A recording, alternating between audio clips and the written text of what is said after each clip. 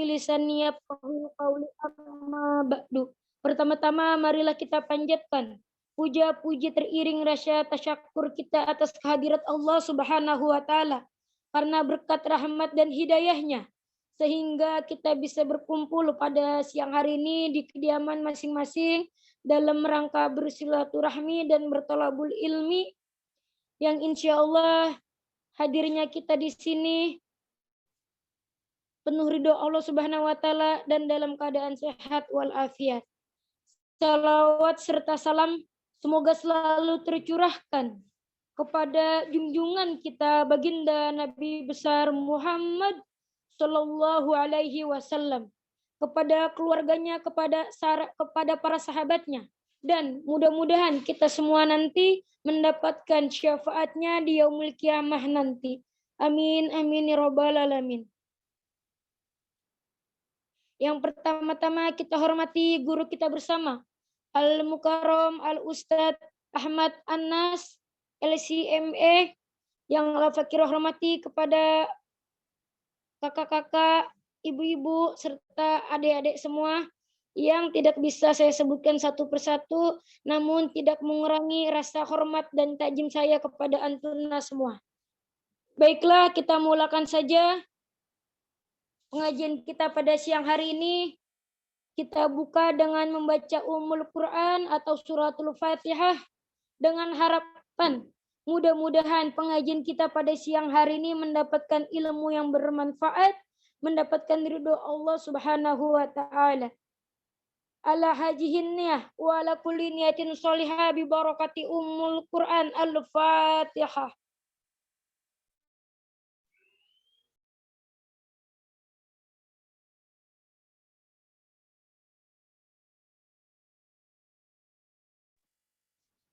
Meningkat ke acara selanjutnya yaitu pembelajaran inti atau kajian ilmu yang pada siang hari ini akan disampaikan oleh Ustadz Ahmad Anas LCME.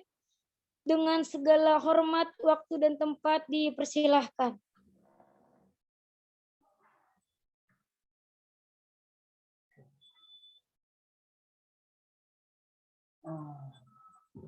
Bentar ya.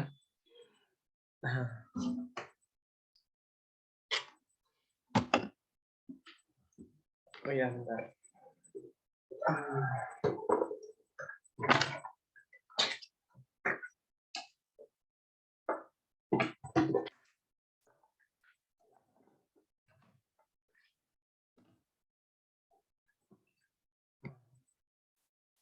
Bentar ya.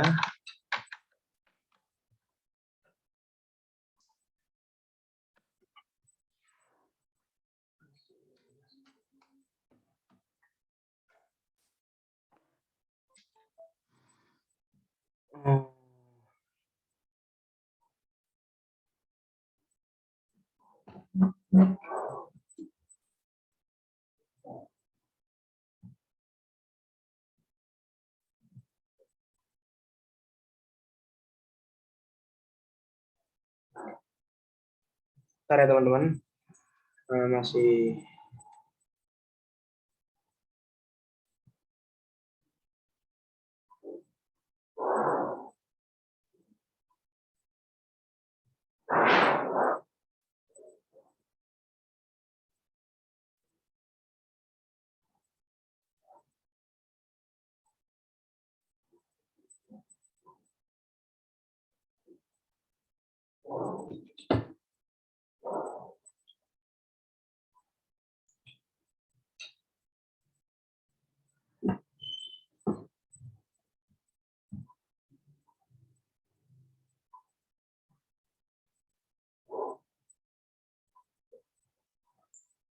oke, bentar.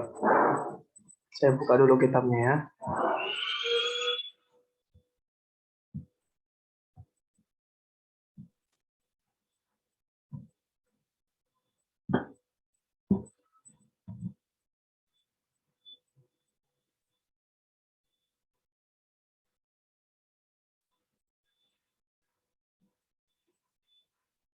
Oke, bismillahirrahmanirrahim. Alhamdulillahirabbil alamin.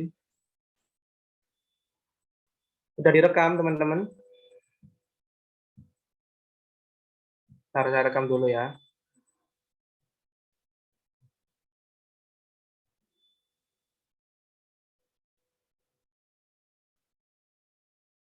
Oh, udah direkam.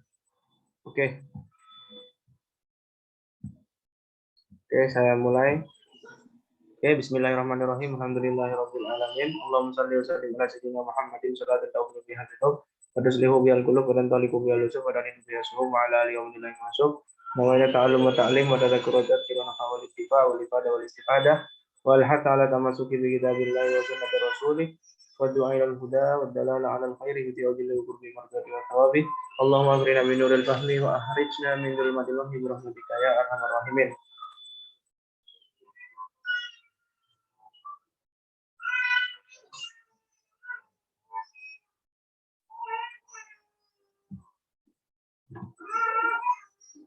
Oke.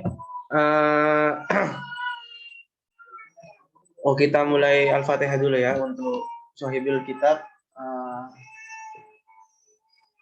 Untuk Sayyidina Rasulullah bin Abdullah wa Sohibil Kitab Al-Habib Hasan bin Ahmad bin Muhammad bin Salim Al-Kaf Sayyidi Al-Habib Umar bin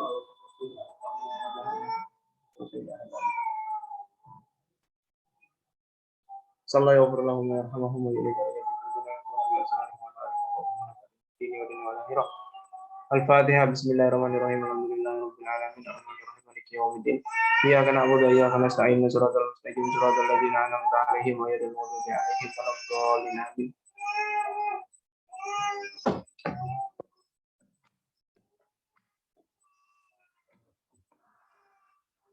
Ntar pulpennya bawanya lah ya. Ntar.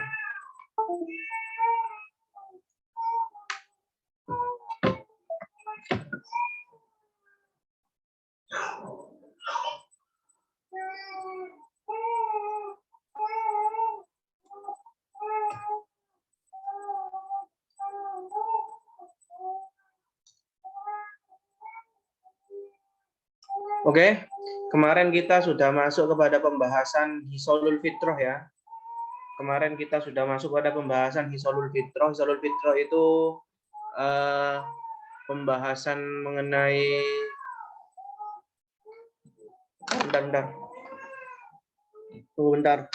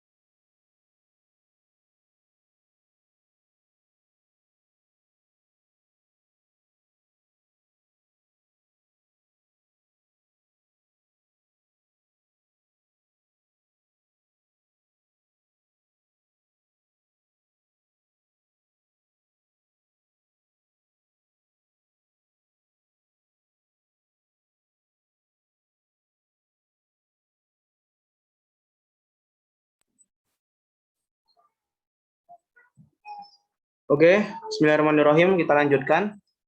Jadi kita kemarin sudah membahas masuk mengenai pembahasan siwak ya teman-teman ya. Siwak hukumnya gimana? Oh, hisolul fitrah ya. Hisolul fitrah itu apa? Hal-hal yang fitrah yang dianjurkan bagi kita untuk membersihkannya atau menghilangkannya. Ya.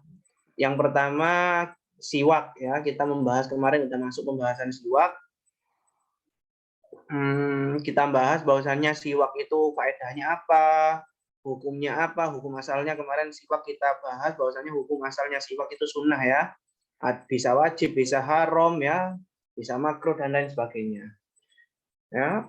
Kemudian kita sekarang akan membahas mengenai marotibus siwak, apa tingkatannya siwak ya, tingkatannya siwak.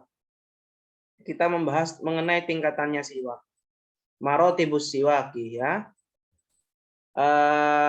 Marotibus siwak lahu khamsatu marotib ya. Jadi siwak itu mempunyai 5 tingkatan ya. Ini dari segi siwaknya ya, dari segi siwaknya. Yang pertama yakuna bi'udil aroqi. Yang pertama tingkatan yang pertama yang paling dianjurkan yaitu siwaknya itu dengan kayu arok. Ya, kayu arok itu seperti kayu yang kita ketahui itu ya, yang biasa dipakai untuk siwak itu namanya kayu arok. Ya. Itu namanya kayu arok. Ya. Kayu yang biasa kita pakai untuk beli apa? Kita biasanya beli kayu siwak itu namanya kayu arok. Tuma yang tingkatan yang kedua adalah tuma jaridun nakhli. Kemudian tingkatan yang kedua adalah kayu pelepah kurma ya. Jaridun nakhli itu pelepah kurma. Jaridun nakhli itu pelepah kurma. Jadi yang kedua tingkatan yang kedua itu memakai pelepah kurma ya, siwak yang terbuat dari pelepah kurma. Kemudian yang ketiga tumma'u zaitun. Kemudian yang ketiga itu kita bisa pakai kayunya atau batangnya zaitun ya. Batangnya pohon zaitun. Nah, itu kita bisa pakai untuk siwak dan itu berada di tingkatan yang ketiga. Tsumma kulli 'udin lahu rahiya illa raihan ya. Kemudian setiap kayu, tingkatan yang apa? Setiap kayu yang mempunyai bau ya, yang mempunyai bau ya, yang mempunyai bau kecuali ya. Intinya setiap kayu yang mempunyai bau kecuali bau yang wangi. Raihan itu bau yang wangi. Ya, intinya setiap kayu yang mempunyai bau ya itu bisa digunakan untuk siwak. Tingkatan yang kelima adalah tsumma baqiyatil a'wad. Kemudian batang-batang kayu yang lain. Ya, itu 5 tingkatan. Jadi ada 5 tingkatan dalam hal kayu siwak. Tsumma kullu martabatin laha khamsatu maratib ukhra.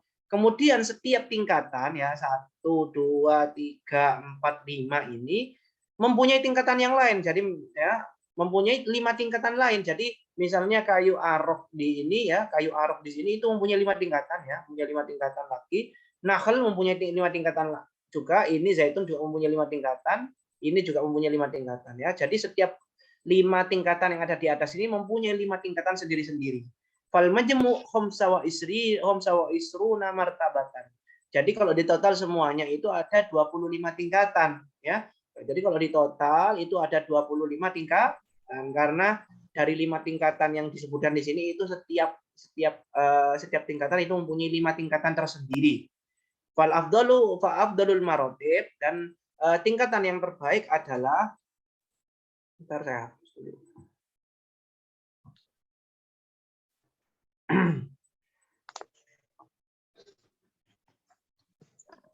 kemudian tingkatan yang terbaik ya.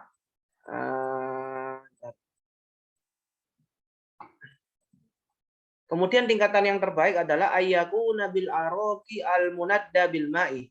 Nah, tingkatan yang terbaik daripada 25 tingkatan tadi, itu tingkatan yang terbaik itu memakai kayu arok ya, kayu arok yang tingkatan pertama tadi yang dibasahi dengan air. Ya, jadi kalau kita sering melihat guru-guru kita ya, kalau biasanya siwaknya itu dibasahi dengan air ketika wudhu itu, nah itu sunnah teman-teman ya. Bahkan itu adalah yang tingkatan yang paling dianjurkan, tingkatan yang paling atas dalam tingkatan kayu siwak. Kemudian yang kedua, tsumma al-munadda bil ma'il wardi. Kemudian tingkatan yang kedua adalah kayu arok yang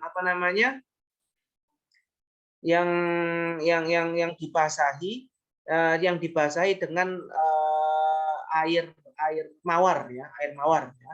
Itu tingkatan yang kedua. Ya, kayu arok yang tadi itu yang dibasahi dengan air mawar. Kemudian tingkatan yang ketiga, tsumma al-munadda birriki ya, yang tingkatan yang ketiga itu kayu arok yang dibasahi dengan air ludah kita sendiri ya. Kemudian tingkatan yang keempat adalah ar-radbu ya, kayu arok yang basah ya, yang agak lepek. Ada kan kayu siwak itu yang agak lepek basah itu kan ya. Ada itu, harganya lebih mahal itu biasanya itu kan ya. Biasanya ada bungkusnya itu teman-teman ya. Ya. Kemudian yang 5 al-yabis, kayu arok yang kering. Ya, jadi setiap tingkatan dari 5 itu mempunyai tingkatan tersendiri dari yaitu kayu yang dibasahi dengan air, yang kedua kayu yang dibasahi dengan air mawar, yang dibasahi dengan air ludah, yang kayunya sendiri yang basah atau kayunya. Kemudian qala ba'dhum fi hadhil maratib ya, sebagian ulama mengatakan membuat nadom ya. Jadi disyairkan ya agar mempermudah kita untuk menghafal. Araqun jaridun nakhli ya, ini tingkatan yang pertama, jaridun nakhli zaitunu rutibat ya. Fati bunrihun baqil awadi kummila ya. Tingkatan 1 2 3 4 ya. Fa kullu munadda alma fama ulwardi riquhu fadul yabisi radbun fisiwaki fisawaki dri wa'mala. Ya, sebagaimana yang dijelaskan tadi itu teringkas dalam 2 syair ini. Ya. Jadi gunanya syair ulama mensyairkan atau menadomkan kitab-kitab fikih yang besar itu teman-teman ya, seperti Imam Suyuti. Nah, itu kan hobi membuat seperti ilmu fikih bukan fikih, mustalah hadis, alfiyah ya, nahwu, usul fikih itu sama yang sulit dibuat syair. Gunanya apa? Agar kita mudah menghafalnya. Oke ya, itu tingkatan kayu siwak ya, tingkatan kayu siwak. Ya, tingkatan kayu siwak. Kaifiyatu maski. Nah, sekarang cara memegang siwak yang sesuai dengan anjurannya, sesuai anjuran Rasulullah, sesuai dengan hadisnya ya. Yang pertama ayyu ja'ala hinsirul yadi al-yumna tahtahu. Ya, menjadikan jari manis, bukan jari manis ya, jari apa ini namanya ini? Teman-teman ya, jari yang paling kecil ini ya, yang di pojok itu hinsir namanya itu ya. Itu berada di bawahnya kayu siwak ini ya. Wal binsir wal wusta wasyababah fauqahu. Adapun tiga jari setelahnya yaitu binsir, wusta, sababah itu berada di atasnya. Wal ibham ini jempol berada di bawahnya. Ya, berada di bawah. Ya, berada di bawahnya kepala daripada siwak. Jadi megangnya kayak gini. Kemarin udah saya jelaskan menunya. Ya, jadi ini kepalanya siwaknya ya. Ini berada di atasnya al-ibham ya, jari jempol ya. Kemudian tiga setelahnya itu di atas, kemudian yang terakhir yang kecil ini itu berada di bawah. Nah, kemudian kita pakai siwak ini ya. Jadi cara megangnya itu ada caranya juga yang sesuai sunnah. Ya wa illa kita megang kayak gini juga enggak apa-apa ya, tapi ada cara tertentu yang itu dipraktekkan Rasulullah ya. Otomatis kita kan pengen yang sesuai dengan Rasulullah kan. Nah, seperti itu caranya ya. Jadi cara memegangnya seperti itu. Kemudian kaifiyatus isti'malih. Ya, cara menggunakannya.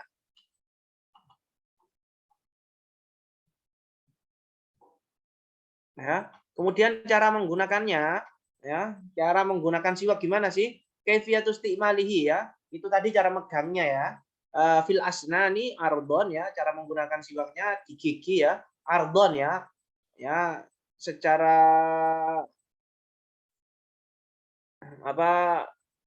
cara menggunakannya itu dengan ardon. Ardon itu melebar teman-teman ya, nggak ke atas tapi melebar. Apa melebar itu vertikal ya. Kalau nggak salah ya, saya sering kebalik itu vertikal horizontal. Kalau nggak salah vertikal, dibetulkan kalau salah teman-teman.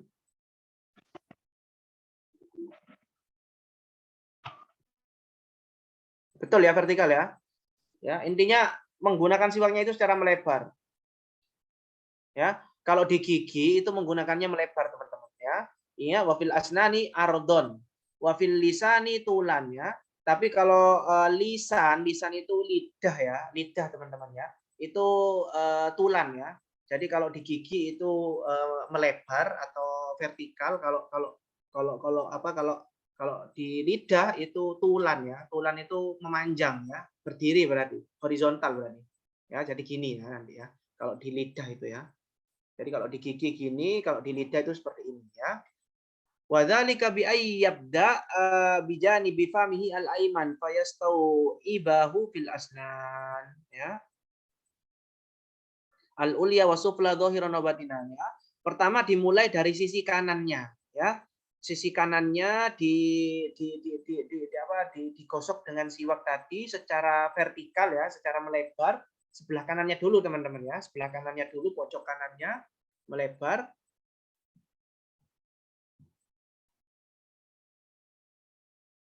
Oh iya ya, keliru ya, maaf. Oke, kalau melebar horizontal. Oke, terima kasih Bu. Saya sering itu ya. Jadi kalau melebar itu bahasa itunya horizontal ya. Kalau berdiri gini itu vertikal ya. Jadi kalau di gigi saya ulangi lagi itu cara menggunakannya itu dengan horizontal ya. Kalau di lidah itu menggunakannya dengan vertikal, dengan berdiri. Oke, yang pertama kita lakukan adalah ya kalau di gigi ya, yaitu menggosok sebelah kanannya dulu. Ya, bagian atas dan bawah, dohir dan batin ya, dalam dan luar. Nah, itu kita gosok teman-teman. Kita gosok. Nah, ya, jadi kita gosok ya, sebelah kanan ya, kita gosok ya secara horizontal. Kita gosok. Kalau seingat saya itu gosoknya itu kalau biar lebih menyeluruh itu pakai angka 8. Jadi angka 8 gini ya. Nah, gini itu yang disampaikan oleh guru saya tuh. Cara angka 8 ya. Tsumma yaf'alu dzalik fi famihi al-aisar. Kemudian melakukan hal yang sama di sebelah kirinya. Setelah sebelah kanan selesai, pindah ke sebelah kiri ya. Itu menyeluruh ya. Pak, kalau ingin menyeluruh ya seperti yang saya katakan itu pakai angka 8 secara horizontal. Ya, jadi seperti itu caranya teman-teman ya. Jadi kanan dulu baru sebelah kiri. Tuluhu ya panjangnya ya, panjang siwak yang yang bisa kita ya, panjang siwak yang yang dianjurkan ya, yusannu alla yazida ala shibrin ya. Jadi panjang siwak itu tidak dianjurkan melebihi dari shibr. Shibr itu ya 1 tangan gini, teman-teman. Jadi dianjurkan itu tidak lebih besar daripada tangan kita ini ya, tidak lebih panjang. Ya maksimal ya sama dengan ukuran tangan kita, pergelangan tangan. Ini ya. Kelihatan nggak tangan saya seperti itu ya? Nah, wala yang kusuan arbaati asobi, tapi juga tidak kurang dari empat jari ya, empat jari kita ya. Jadi nggak kurang dari segini ya teman-teman ya, nggak kurang dari segini ya, segini ya. Jangan kurang sampai segini ya, jangan lebih pendek daripada 4 jari kita gini. Ya, itu ya yang dianjurkan. Ya, itu untuk ukuran siwaknya ya, untuk panjangnya. Doa fi awalihi, doa ketika kita memakai siwak, Allahumma bayyid bihi asnani, ya Allah putihkanlah dengan siwak tersebut gigi-gigiku, wasyudda bihi litsati, dan rapatkanlah gusi-gusiku ya, wa tsabbit bihi lahati ya, dan juga tetapkanlah dengannya lahat ya. Lahat ini apa ya? Masa liang lahat? Ya, nanti saya cari ya. Saya cari nanti. Nanti saya cari ya. Saya nggak tahu ini maknanya apa. Wa afsi bihi lisani, dan fasihkanlah dengannya lisan saya, wa barik li fihi, dan berikanlah untuk saya keberkahan di dalamnya, di dalam menggunakan siwak ini, wa athibni alaihi arhamar rahimin, dan berikanlah saya pahala atasnya, atas apa yang saya lakukan ya, wahai hamba yang paling paling paling paling maha penyayang ya, paling maha penyayang. Itu doa ketika kita memulai siwak. Oke, bentar ya. Kita lanjut.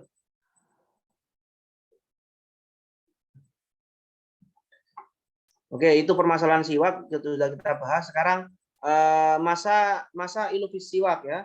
Permasalahan-permasalahan dalam siwak. Ya, masa ilu fis siwak, permasalahan-permasalahan dalam siwak ya.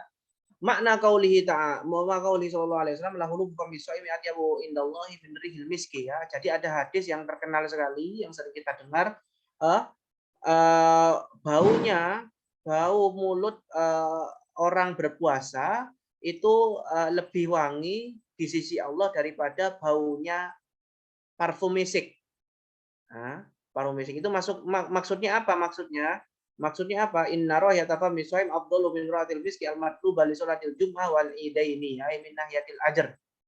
Ya, maksudnya apa? Maksudnya apa? Apa wanginya, bau mulutnya orang puasa itu lebih wangi di sisi Allah daripada bau misik. Maksudnya adalah wangi mulut atau bau mulut daripada orang yang berpuasa itu lebih utama daripada bau misik. Yang mana bau misik ini kita tahu itu disunahkan ketika kita sholat Jumat atau sholat Id, kita kan disunahkan untuk memakai wangian, teman-teman ya. Aimin nihatil ajar. Dari apa maksudnya? Di sisi Allah maksudnya apa? Lebih disukai Allah dari sisi apa maksudnya? Maksudnya pahalanya lebih banyak, teman-teman. Jadi kan kita kan ketika sholat Jumat atau ketika sholat berjamaah di luar ya, kita dianjurkan untuk memakai wangi-wangian kan, itu kan pahala, itu sunnah. Ya. Tapi bau mulutnya orang puasa itu pahalanya lebih besar daripada kita memakai wangi-wangian. Wangi-wangian ketika sholat berjamaah di luar. Nah, seperti itu maksudnya teman-teman ya. Ya, bukan pas baunya itu lebih utama di sisi Allah, maksudnya lebih enak baunya, enggak ya. Baunya ya kita tahu sendiri bau mulut kayak apa ya. Kemudian masalah yang kedua, yusannu bal urikihi inda awal istiyaqihi bisiwakin jadidin. Ya, disunahkan untuk menelan ludahnya ketika dia memulai pertama kali siwaknya dengan siwak yang baru. Jadi ketika kita mempunyai siwak baru, kita dianjurkan untuk menelan ludah kita ya. Setelah kita melakukan siwak tadi ya, kita menelan ludah kita untuk barokah ya, berkah ya. Wala yusanu masuhu, dan tidak dianjurkan untuk menyedot ya, jangan disedot tapi ditelan saja. Jangan wala yusanu masuhu ya, tidak disarankan disedot tapi ditelan saja ya. Wala wa yusannu at-tahlil qablahu wala ba'dahu, dan disunahkan untuk apa namanya tahlil. Ya, tahlil ya. Jadi sebelum siwak kita disunahkan untuk menyela-nyelai siwak kita ya, di gigi atau di apa ya. Dan sebelumnya setelah kita melakukan siwak kanan kiri juga dianjurkan untuk menyela-nyelai. Wa ayyansibahu bil ardi. Ingat ya teman-teman, wala yatrohahu ardon. Nah, siwak itu diberdirikan teman-teman ya. Jadi kalau kita naruh siwak itu jangan ditidurkan, jangan dihorizontalkan, tapi divertikalkan. Ya, jadi ini saya temui banyak di kitab-kitab ini ya. Ya, jadi karena itu bisa membuat kebodohan kalau nggak salah ya, bisa membuat hafalan kita itu lemah, ya, ya pemahaman kita itu lama, ya.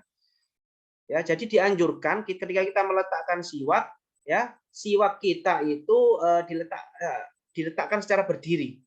Ya, jangan ditidurkan, jangan diletakkan secara horizontal ya. Ya, karena itu bisa berpengaruh kepada apa namanya? Hafalan kita dan lain sebagainya. Oke, kemudian wa yukrahu ghamsuhu. Ya, wa yukrahu ghamsuhu fima iwudu'ihi ya, dan dimakruhkan kita menyeburkan apa namanya? Menyeburkan siwak kita kepada air wudhu kita. Ya. Jadi makruh ya hukumnya ya teman-teman. Jangan ya nggak apa-apa sih, tapi makruh hukumnya kita menyeburkan ya. Kalau kita tadi kan tingkatan yang pertama yang paling atas kan tingkatan kan kita membasahi apa namanya kayu siwak kita dengan air kan, tapi tidak dengan diceburkan juga ya. Kita ambil air dari bak mandi kita, kemudian kita siram aja. Nggak usah diceburkan karena itu makruh. Mungkin takut siwak kita itu ada darahnya ya. Dalam madzhab Imam Syafi'i kan kalau siwak kita ternyata ada darahnya dari gigi kita, kemudian airnya itu kurang dari 2 kola, nanti efeknya apa? Efeknya airnya najis. Ya. Wal istiyaku bitarafai. Ya, kemudian makruh juga kita menggunakan siwak dengan 2 ujung. Ya. Jadi kita konsisten pakai 1 ujung aja. Mana yang kita jadikan ujung? Ujung ini atau ujung yang ini? Ya, jangan kita apa namanya menggunakan dua-duanya ya. Ya, jadi kita harus konsisten pada 1 ujung. Ya, jadi kita harus konsisten pada satu ujung. Kemudian permasalahan yang ketiga, al-istiyaku bil isba' ya. Bersiwak dengan menggunakan jari. Boleh enggak? Yuziu in kanat isba' ghairihi al-muttasilah al-khoshana bil ittifaq. Ya, boleh menggunakan jari ya. Siwak kan enggak mesti harus pakai kayu, teman-teman. Boleh pakai baju boleh ya. Boleh pakai baju ya, kain ya. Baju kita boleh. Tapi pakai jari boleh enggak? Di sini dikatakan yujzi'u, boleh, bisa. Ingkanat isba' ghairihi al-muttasilah. Ya, jika jari tersebut ada jari orang lain yang masih nyambung dengan orang tersebut ya. Bukan jari putus ya, teman-teman, tapi jari nyambung. Al-khoshana yang kasar ya, jarinya itu kasar yang cocok untuk dibuat siwak. Bil ittifaq ya. Ini muttafaq alaih dalam artian tidak ada khilaf antara ulama, ini boleh. Wa kadzalika yajzi inda Ibni Hajar bi isba'ihi wa isba'ihi al-munfasilatain. Dan menurut Ibnu Hajar itu boleh pakai apa namanya? Pakai siwaknya sendiri ya, dan juga jarinya sendiri dan juga jarinya orang lain. Tapi dengan syarat jarinya itu pisah darinya, maksudnya jarinya terpotong, teman-teman. Nah, ini boleh ini. Tadi kan harus pakai di sini kan ittifaqnya kan yang sepakat antara ulama kan pakai jari orang lain yang masih nyambung. Ya, ini menurut Ibnu Hajar boleh kita pakai jari kita sendiri atau jari orang lain yang sudah pisah dari kita. Itu boleh ya, yang sudah putus dari kita, terpotong. Idza kanata khoshinata ini, jika emang jari-jari tadi itu kasar ya, teman-teman. Khilafan li-Romli ya, beda lagi menurut Imam Ar-Romli ya. Jadi kita ketahui bahwasannya Syarah Minhajut Thalibin ya. Syarah Minhajut Thalibin punya Imam Nawawi itu mempunyai banyak syarah sekali, di antara kitabnya itu syarahnya kitab Tuhfatul Muhtaj yang dimiliki oleh Ibnu Hajar Al-Haytami dan juga Imam Romli ya, Nihayatul Muhtaj ini yang terkenal teman-teman ya. Dan dua ini yang banyak dibuat pegangan oleh orang-orang ya. Kalau ulama Hadramaut itu pakai Ibnu Hajar ya, kalau Romli itu Mesir, itu daerah Mesir itu Syafi'i Mesir itu pakai Romli. Ya, jadi mereka berdua ini sering terjadi perdebatan, jadi perbedaan pendapat.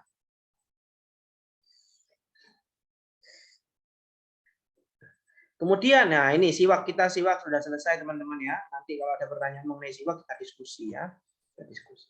Kemudian fitrah yang ketiga yang dianjurkan untuk dibersihkan yaitu khoslo asani ya, apa iktihal, yaitu apa hal fitriyah yang kedua yang harus kita lakukan, yang dianjurkan untuk kita lakukan adalah iktihal. Iktihal itu pakai celak teman-teman ya. Memakai celak wa yusanu ayakuna watiron. Salatan lilumnya wa salatan lilusra kullailat inda iradat naum ya. Jadi disunahkan memakai celak itu ganjil teman-teman ya. Ganjil 3 kali, 3 di sebelah kanan, 3 di sebelah kiri. Setiap malam kullailatin inda iradat naum, ketika kita mau tidur. Ketika kita mau tidur kita dianjurkan untuk memakai celak ya. Sebelah kanan 3 kali, sebelah kiri 3 kali. Wa iyakuna bil itmit, dan celaknya itu bukan celak pensil ya teman-teman ya. Jadi kita dianjurkan pakai celak itu bukan celak pensil, tapi celak apa? Ithmit. Ithmit itu celak yang serbu itu teman-teman ya. Mungkin yang apa yang punya celak dari haji itu, dari Mekah itu kan dari ithmit itu isinya ya. Jadi bukan celak pensil ya. Bukan celak pensil. Wa yaqula indahu, dan doa ketika kita memakai celak apa? Allahumma nawwir basori, ya Allah ya Tuhanku, berikanlah cahaya untuk penglihatanku, wa basiroti, dan mata hatiku. Jadi basor dan basiro itu beda teman-teman ya.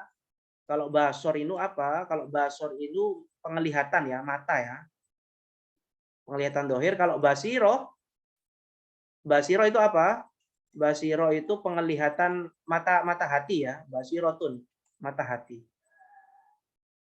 Ya, basor itu penglihatan mata, basiro itu penglihatan hati, mata hati.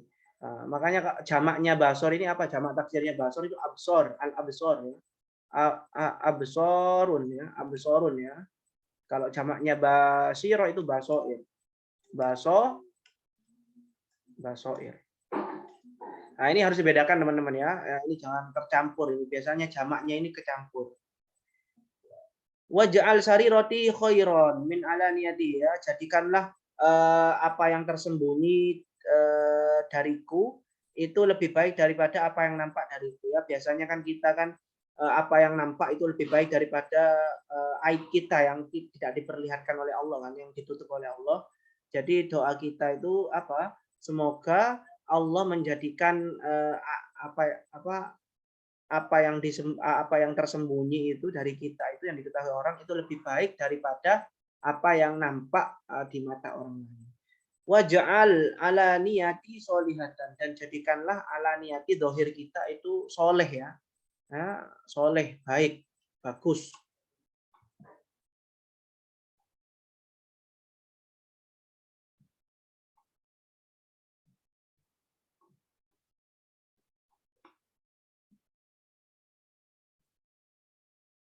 Lah, kok iso nangis?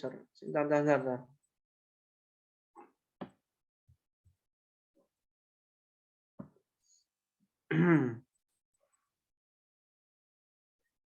Oke, itu doanya ya. Lanjut.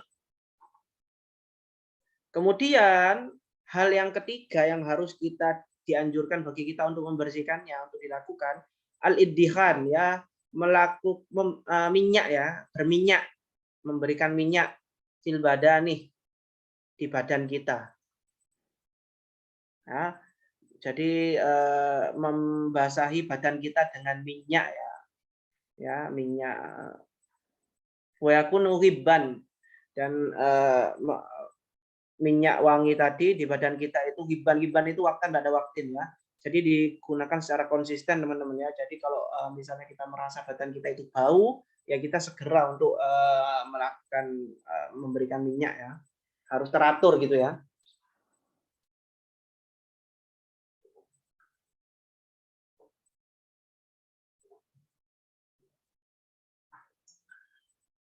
Ya, wa ta'akkad idza jaffal jildu ya, dan lebih dianjurkan ketika kulit kita itu dalam keadaan kering. Jadi kita kasih minyak ya. Mungkin hand body juga masuk ya dalam kategori ini ya. Hand body juga masuk. Agar kulit kita nggak kering. Wa fi fasli syita, dan juga ketika lebih dianjurkan lagi ketika musim dingin. Kita tahu musim dingin itu kalau kita di Indonesia nggak ada musim dingin teman-teman ya. Notok ya. Jadi kalau di Timur Tengah itu musim dinginnya sangat ekstrim sekali, musim dingin yang menyakitkan, yang bahkan kalau kita itu tidur tanpa pakai kaos kaki, tanpa pakai hand body di kaki kita, nanti kaki kita itu seperti ada luka ya, seperti disilet ya, kayak gini ya, seperti disilet. Ya. Nah, ini makanya dianjurkan ketika khususnya musim musim dingin itu kita dianjurkan untuk memakai minyak tadi atau hand body tadi ya. Kemudian yang keempat, izalatu sya'ril ibti ya, menghilangkan bulu ketiak, menghilangkan bulu ketiak. Wa yusannu lirijali an-natfu ya, dianjurkan untuk laki-laki itu di natfu itu dicabut ya, dicabut sampai akar-akarnya. Walil mar'a al-halqu, adapun untuk laki-laki itu untuk perempuan itu cuma dicukur saja ya, tidak dicabut tapi dicukur kalau untuk perempuan. Kalau laki-laki itu dicabut ya. Ya, itu kemudian yang kelima ya, izalatu sya'ril anah ya, menghilangkan bulu kemaluan ya. Anah ini kemaluan. Wa yusamma al istihdad, ini dinamakan istihdad juga istilahnya. Wa yusannu halquhu lirrajul, untuk laki-laki disunahkan untuk dicukur saja, kalau perempuan disunahkan untuk dicabut ya, tidak dicukur untuk perempuan, untuk kemaluan ya, bulu kemaluan. Kalau ketiak kebalikannya, kalau lelaki dianjurkan untuk dicabut, kalau perempuan dianjurkan untuk dicukur.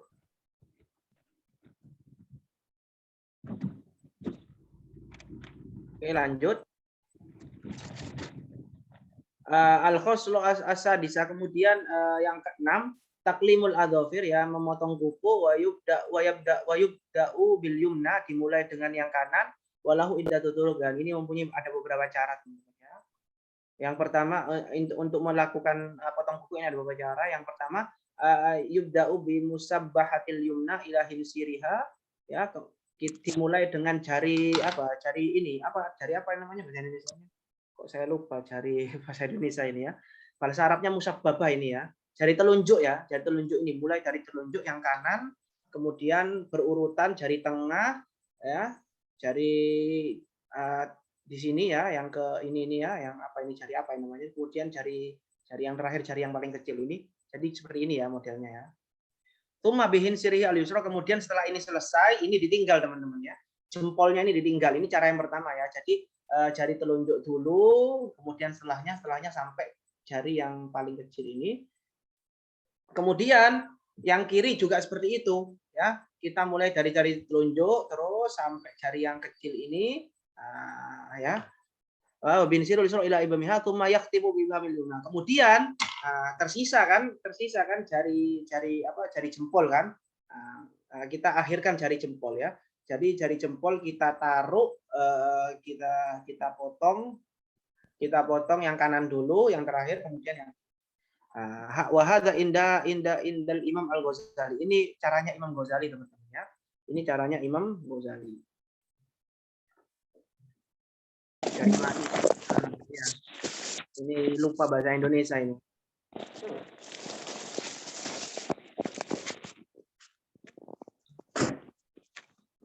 Oke. Kemudian yang kedua, ya ini cara yang pertama ya, seperti itu ya. Cara yang kedua, ayubda'u bi musabbahatil yumna ila hinsiriha. Ya. Kemudian cara yang kedua, kita mulai dengan jari telunjuk yang kanan, kemudian sama seperti tadi ya, kemudian sampai ke jari kelingking yang paling kecil ini. Kemudian jadi ini dulu jari telunjuk ya. Kemudian langsung jari sampai kayak tadi ya. Ini sampai jari kelingking. Kemudian setelah itu langsung jempolnya teman-teman. Ya. Kemudian di tangan kiri juga seperti itu ya, jari telunjuk dulu sampai jari kelingking, kemudian jempolnya. Itu cara yang kedua. Itu imamnya Yang cara kedua ini punya Imam Nawawi ya. Kemudian yang ketiga yabda'u bil yumna ala tartibil khawabis wal yusra ala tartibil khawabis. Kemudian cara yang ketiga ya itu teman-teman gini aja ya. Cara runtut cara yang ketiga ya diurutkan ya. Ya kayak gitu ya. Ya, itu yang wahada kulluhu fi asabil yadain. Ini semua tiga cara ini itu untuk tangan ya, untuk kuku tangan. Wa amma asabiur rijlaini fayub adapun untuk jari apa namanya? Kuku ataupun jari kuku dua kaki itu dimulai dari apa? Min hinsiril yumna. Itu dimulai dari jari kelingking yang kanan ya sampai jari kelingking yang kiri ya. Jadi berurutan ya teman-teman. Berurutan ya. Sampai jari kelingking yang kiri. Itu kalau kaki ya. Wa yusanu taklim yaumal itsnain wal khamis. Disunahkan memotong kuku itu di hari Senin dan hari Kamis.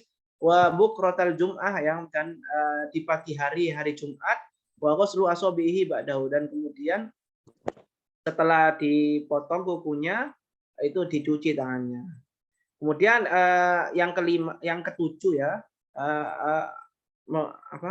Hal yang dianjurkan untuk dihilangkan atau dilakukan ya yang ketujuh adalah al-khitan ya, hitan sunat ya hitan wa huwa qat'ul jildati allati fawqal faraj, yaitu memotong kulit yang berada di atas kemaluan. Hukmuhu wajibul lirrajuli walil mar'ati al-baligha, ini hukumnya ini wajib bagi laki-laki dan perempuan yang baligh. Jadi perempuan di sini mungkin agak asing ya bagi kita orang Indonesia ya, tapi sebenarnya ini dianjurkan, bahkan ada yang bilang wajib. Walaupun nanti ada yang bilang nggak wajib tapi sunnah ya. Ya, sebagian teman kita perempuan di Indonesia mungkin ada yang dipotong ya, sunat juga perempuan, tapi kebanyakan itu enggak ya. Wa yusanu ayyakuna fil yaumi as-sabi' min yaumil wiladah. Nah, disunahkan sunat itu kapan? Itu di hari ke-7 dari hari kelahiran. Nah, kita lihat footnote-nya ya, mengenai hukum sunat ini gimana, terutama perempuan. Kalau laki-laki kan udah jelas teman-teman ya. Kalau perempuan ini gimana? Kita lihat. Ini coba. Hadza huwal mu'tamad inda Syafi'i wal Hanabilah. Jadi wajibnya hitan itu bagi laki-laki dan perempuan yang baligh itu ini pendapat yang paling diunggulkan di mazhabnya Imam Syafi'i dan mazhabnya Ahmad bin Hambal. Wa amma indal Hanafiyah wal Malikiyah fa huwa sunnatun fi haqqihima. Ya, adapun menurut Hanafiyah dan Malikiyah itu sunnah teman-teman ya. Sunnah. Ya. Wa hakal Imam Ar-Rafi wa Jahansa dan annahu wajibun bagi rajul wa sunnatun bagi mar'ah. Ya, jadi bisa dilihat di sini teman-teman ya. Jadi sunat itu wajib bagi laki-laki dan perempuan menurut pendapatnya Imam Syafi'i dan Imam Hambali, tapi menurut Imam Abu Hanifah dan Imam Malik itu sunnah. Laki-laki dan perempuan sunnah. Ya. Karena kenapa sih kita diwajibkan untuk sunat itu? Sebenarnya itu apa? Kenapa kita diwajibkan untuk sunnah? Ya.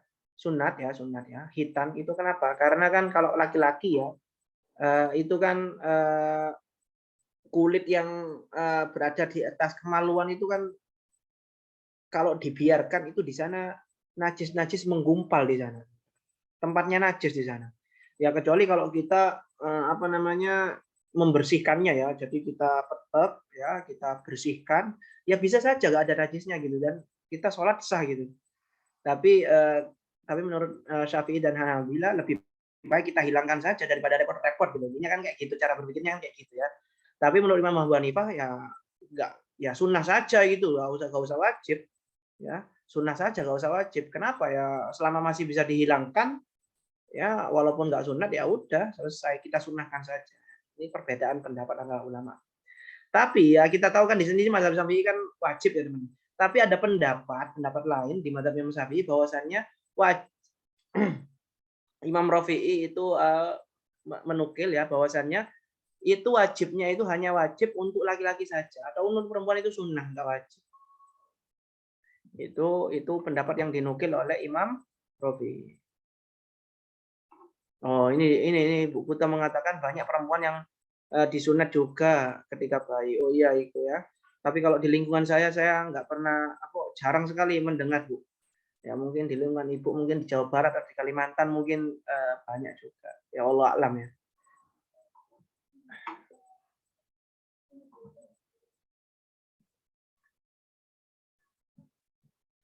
Oke, lanjut. Ntar.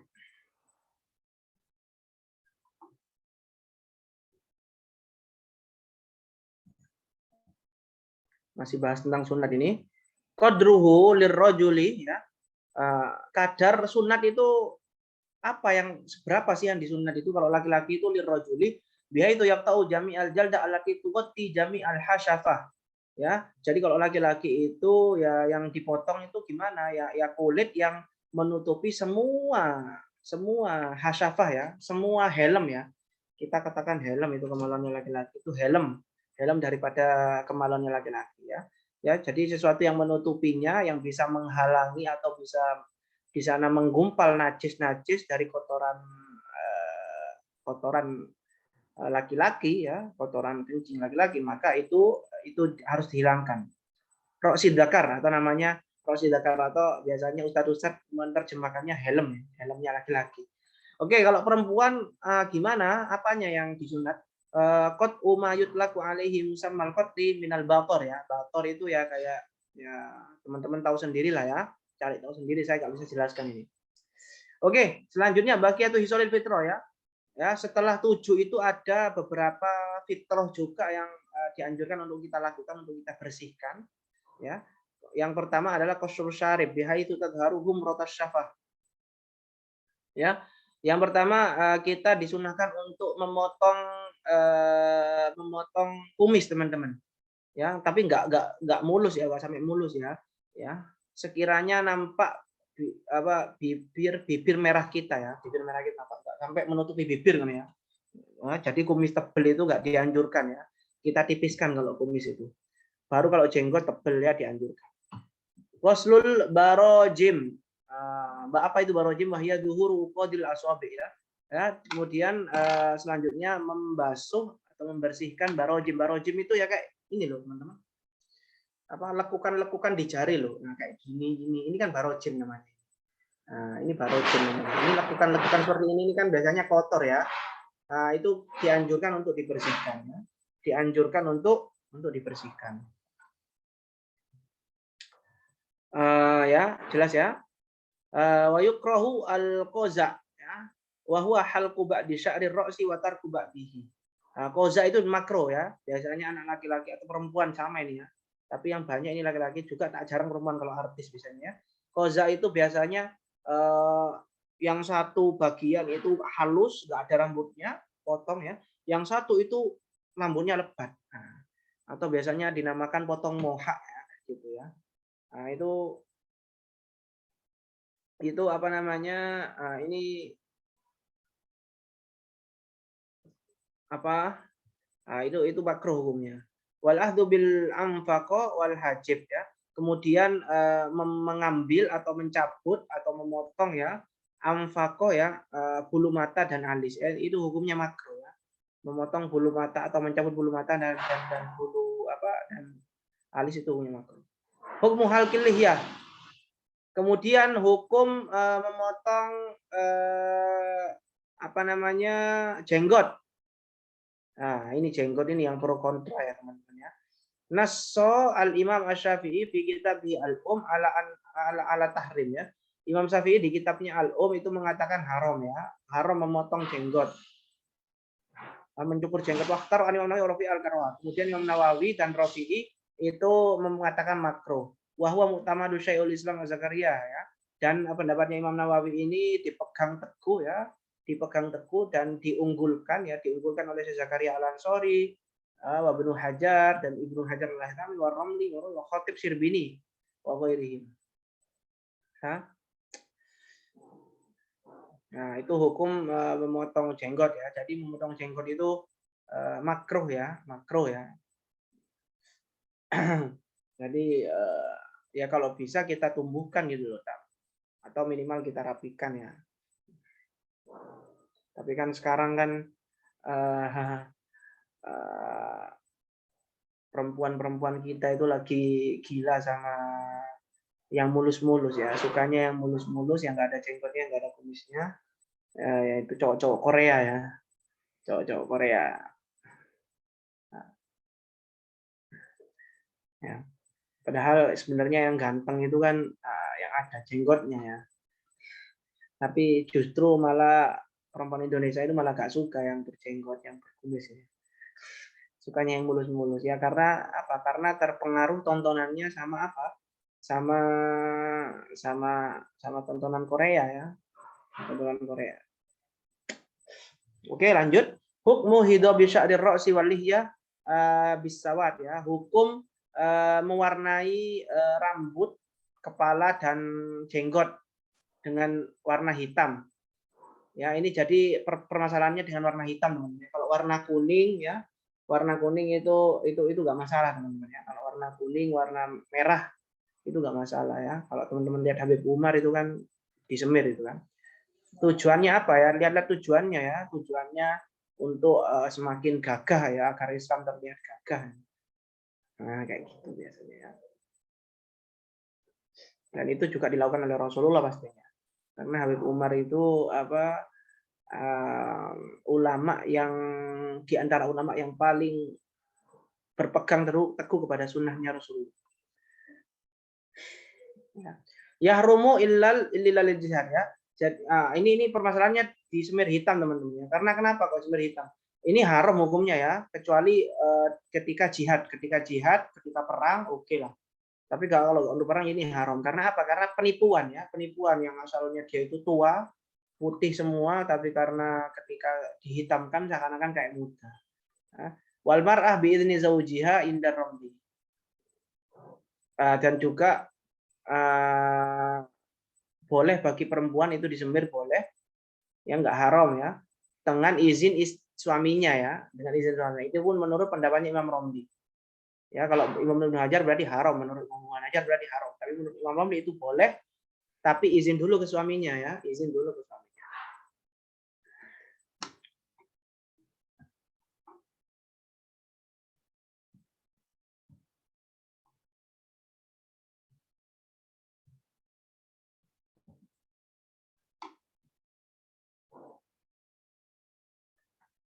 Kama qala sahibu Sufati Zubat, sebagaimana yang disyairkan oleh sahibu Sufati Zubat, wa yustahabu al-iktihalu witron wa ibadid duhina wa qallim dufran wa watnif lil ibid wa yuqassu asyaribu wal anah lik wal khitan wajib libaligin satira kamra'atin qata wal isma min untha wa yukrahu al-qaza tanazzuhan wal ahdu min jawanibi anfaqatin walihiyatin wa hajibin.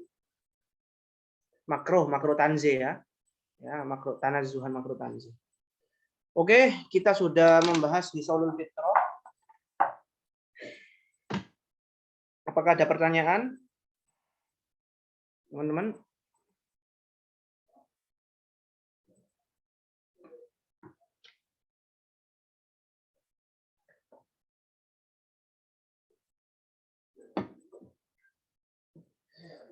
Saya kembalikan ke moderator ya.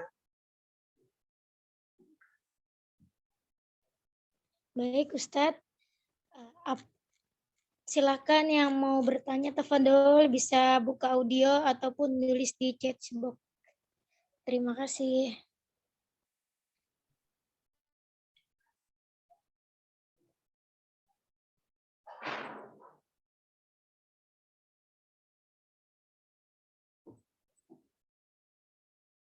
Ini ada minta maaf Ustadz, cara bersiwak ketiga. Ketiga maksudnya apa ketiga?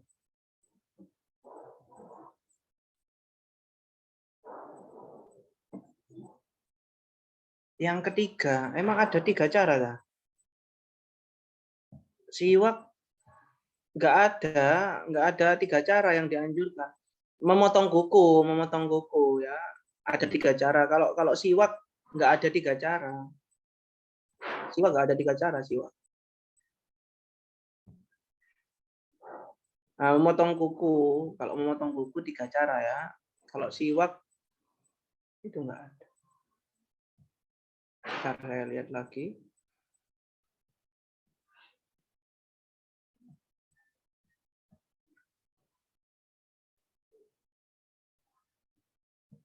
Oke, memotong kuku yang cara yang ketiga ya, saya lihat lagi.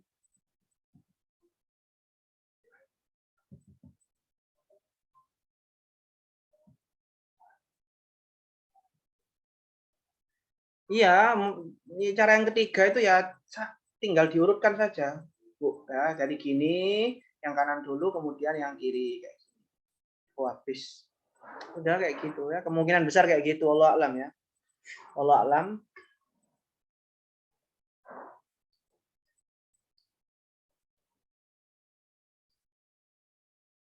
Ya, cara yang ketiga ya kayak gini ya. Urut kayak gini ya. Mulai dari kanan pojok, jari kelingking sampai jari kelingking selanjutnya yang di kiri.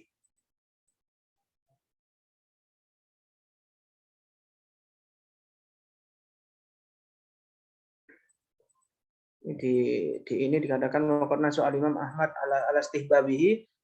Ini telah dinaskan oleh Imam Ahmad di dalam ya bahwasanya itu sunnah walil hadits alladzi dzakarahu Ibnu Nawawi fil Mughni man qassa adhafirahu mukhalifan lam yara fi ainihi Ramadan. Walifan antakuna ala tartib al-madhkur aw nahwa hiya bidayatul asma'il asabi wa sta'ni al-hinsir binsir ibham. Oh, gini Bu, gini Bu. Ya. Maaf, saya keliru ya. Saya keliru untuk cara yang ketiga ini gini. Coba perhatikan. Ya, ini cara yang ketiga, ini kita baca footnote-nya ini kita tahu ya. Ya, jadi hawabis itu takni ya. Ini cara yang dipaparkan oleh Imam Ahmad juga dalam hadisnya Imam Ahmad juga ya. Jadi hinsir dulu ya, jari kelingking dulu, kemudian jari tengah. Kemudian setelah itu jempol, kemudian jari manis, kemudian apa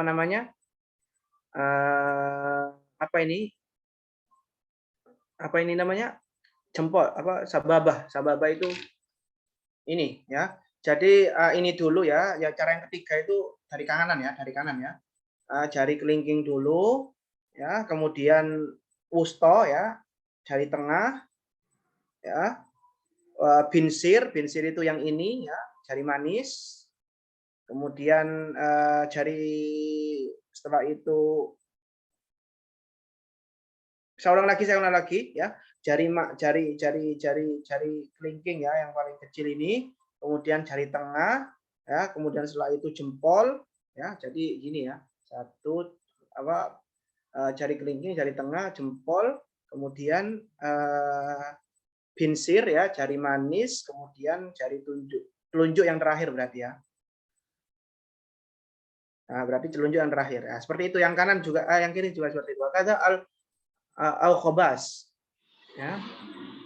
Oke ya, tadi nggak sempat lihat itunya lihat nah ya itu dicatatkan oleh teman kita 5, 3, 1, 4 dan 2. Oke, nah ini caranya Imam Ahmad ya, ini cara yang dianjurkan oleh Imam Ahmad ya. Yang pertama tadi kan caranya Imam Ghazali ya teman-teman ya. Yang pertama tadi caranya Imam Ghazali, yang kedua caranya Imam Nawawi ya. Yang ketiga ini caranya Imam Ahmad.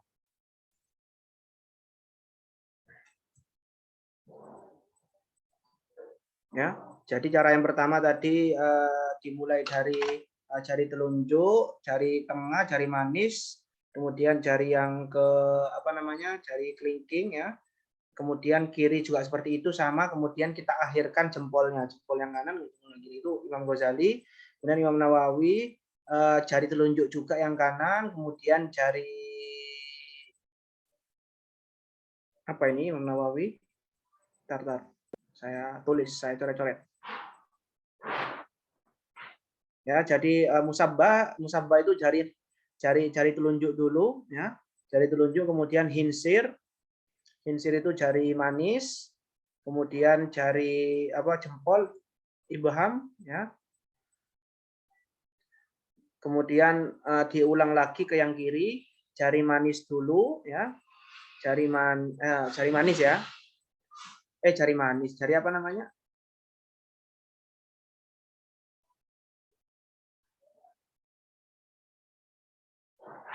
Ya, jari apa? Jari kelingking dulu ya, kelingking yang sama ya, kayak yang tangan tadi. Ya, wahada Imam Nawawi.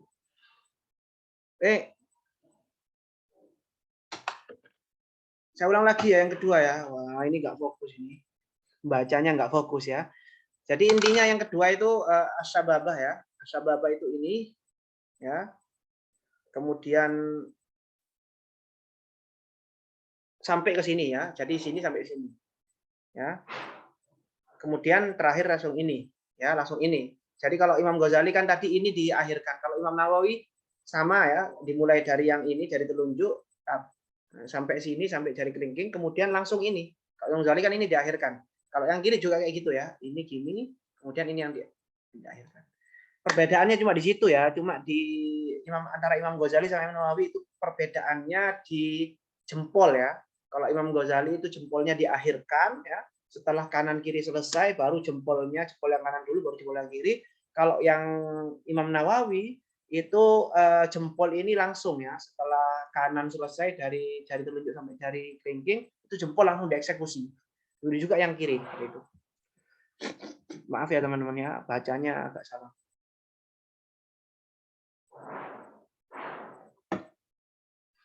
Ya semua ini kan salafus soleh. Ya teman-teman ya, ini semua salafus soleh teman-teman ya. Ini semua salafus soleh ini. Imam Ghazali, siapa yang nggak kenal Imam Ghazali? Imam Ghazali kita berpegang sama Imam Ghazali, terutama di dalam kitabnya. Imam Nawawi juga ya. Imam Ahmad juga ahli hadis ya. Semua salafus soleh ya. Pilihan. Kita mau ikut yang mana terserah ya. Kita mau ikut yang mana yang terserah. Ya, jadi Islam itu luas, Islam itu mudah, Islam itu luas ya. Jangan mempersempit Islam. Oke.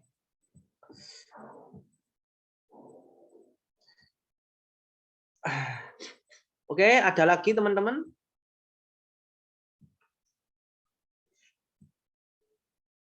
Ini ada lagi, bentar saya baca.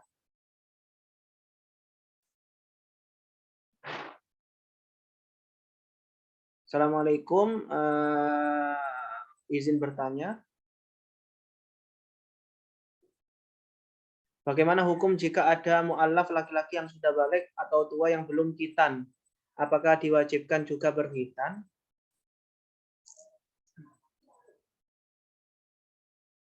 Ya kalau tadi kan pembahasan khitan kan itu kan pembahasan yang hilaf ya. Menurut Imam Syafi'i, Imam Malik sama Imam Hanafi kan sunnah. Dalam artian sunnah ya, jika nggak khitan ya nggak masalah. Jika emang takut ya. Ya, jika memang orang nanti orang yang mu'alaf itu yang baru masuk Islam ujuk-ujuk langsung kita sodori kamu wajib khitan misalnya, kemudian dia ada kemungkinan dia lari dari Islam, yang ngapain kita harus mengikuti madhab yang Imam Syafi'i atau Imam Ahmad bin Hanbal? Kenapa nggak kita ikutkan kepada madhab Imam Hanafi dan Imam Malik?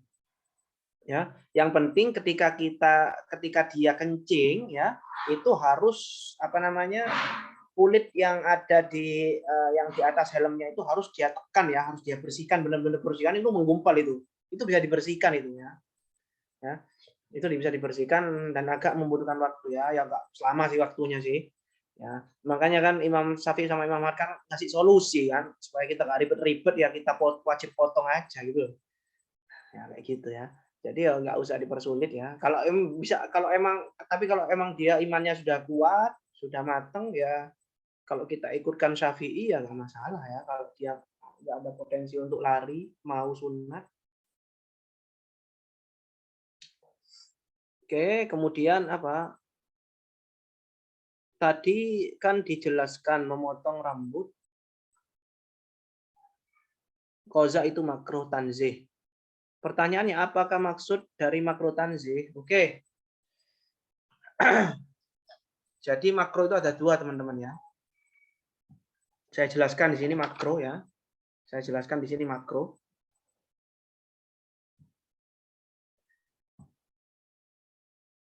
Bentar.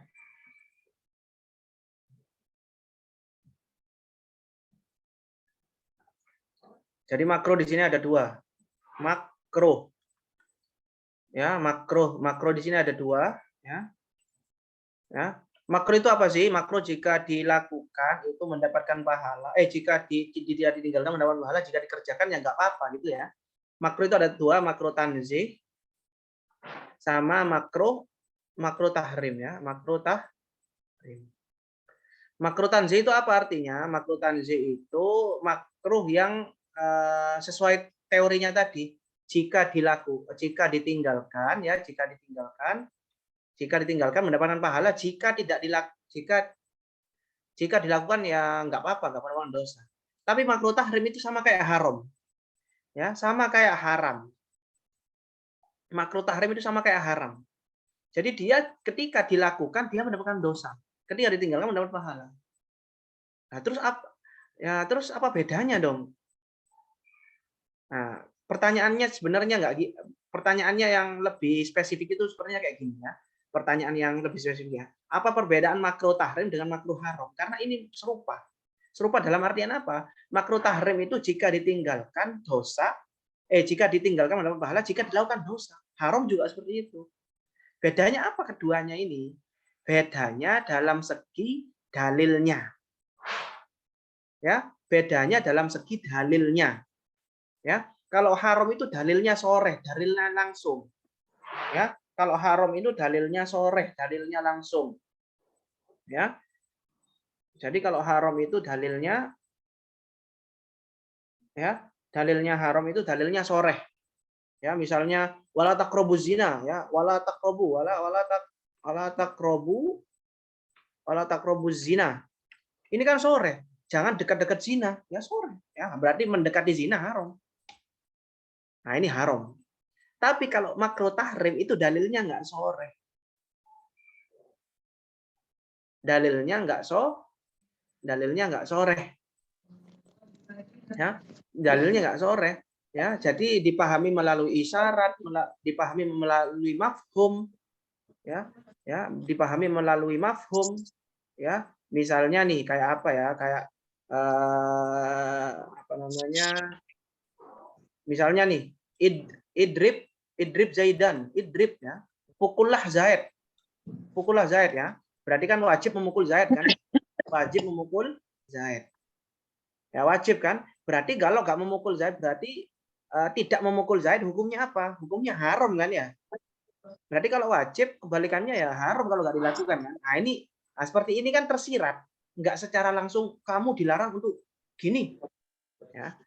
Nah ini kan kalau haram kan langsung kayak gitu kan. Tapi kalau makruh tahrim itu nggak secara langsung, tapi secara tersirat. Bisa melalui mafhum, bisa melalui isyarat.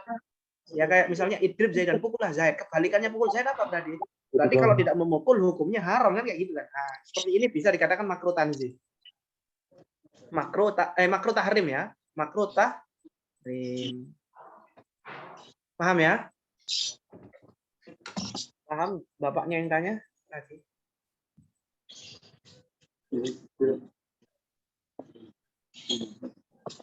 Gimana tadi? Bisa dipaham ya? Jadi makruh itu ada dua, makruh tanzih, makruh tahrim. Makruh tanzih itu ya makruh tanzih itu ya makruh yang asli itu ya. Jika dilakukan mendapatkan, jika ditinggalkan mendapatkan pahala, jika dilakukan ya nggak apa-apa. Tapi kalau makruh tahrim itu sama kayak haram definisinya. Jika dilakukan, jika ditinggalkan mendapatkan pahala, jika dilakukan dosa. Terus perbedaan apa? Perbedaannya apa? Makruh tahrim sama haram. Ya, kalau haram itu dalilnya jelas, soreh langsung, nusuk. Jangan zina kamu. Nah, itu kan berarti zina haram kan ya.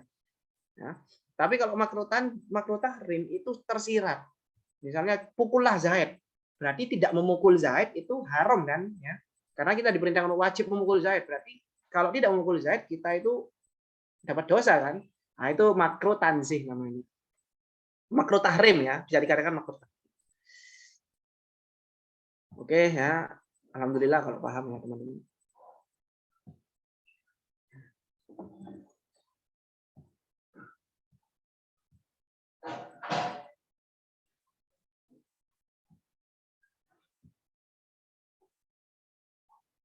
Oke, ada lagi pertanyaannya?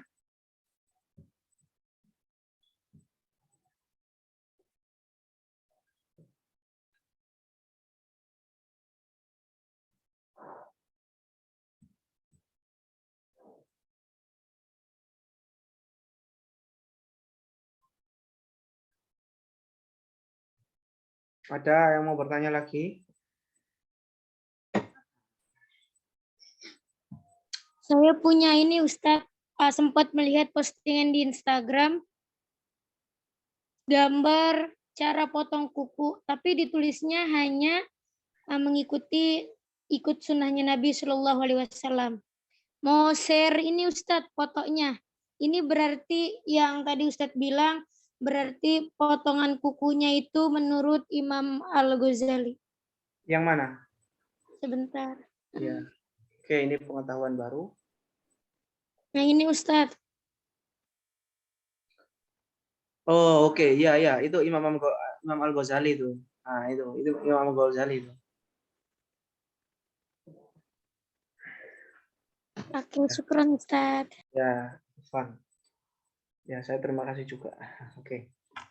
Ada lagi? Cukup? Kalau cukup saya kembalikan ke moderator.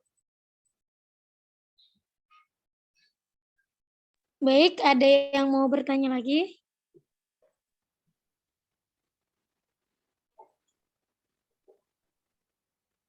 Sepertinya sudah paham, insya Allah Ustadz. Sudah ada yang bertanya. Oke, alhamdulillah ya.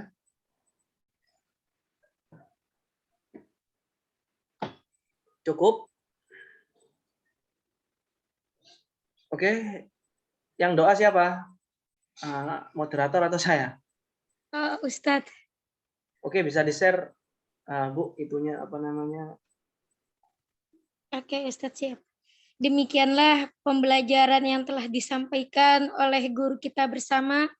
Mudah-mudahan apa yang telah disampaikan kita semua dapat memahaminya dan mendapatkan ilmu yang bermanfaat yang dapat kita amalkan dalam kehidupan sehari-hari. Amin amin ya robbal alamin. Oke. Baiklah, kita tutup saja pengajian daras pada siang hari ini yang akan dipimpin oleh Ustadz Anas. Dipersilakan Ustadz.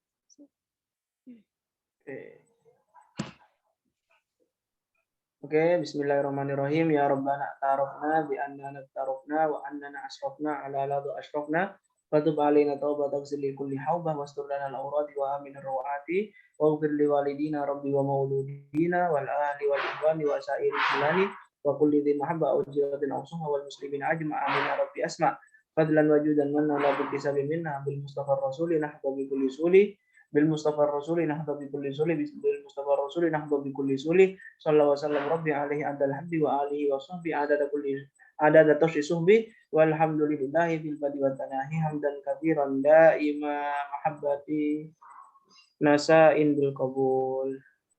Oke, wallahu alam bisawab. Amin amin ya rabbal alamin. Alhamdulillah telah selesai dari siang kita pada hari ini. Al-Fakiran Nur Gamar sebagai moderator meminta maaf yang sebesar-besarnya apabila terdapat kata-kata yang kurang susun dan sikap yang kurang berkenan. Insya Allah daras yang akan datang kita bisa hadir dan dalam keadaan sehat walafiat.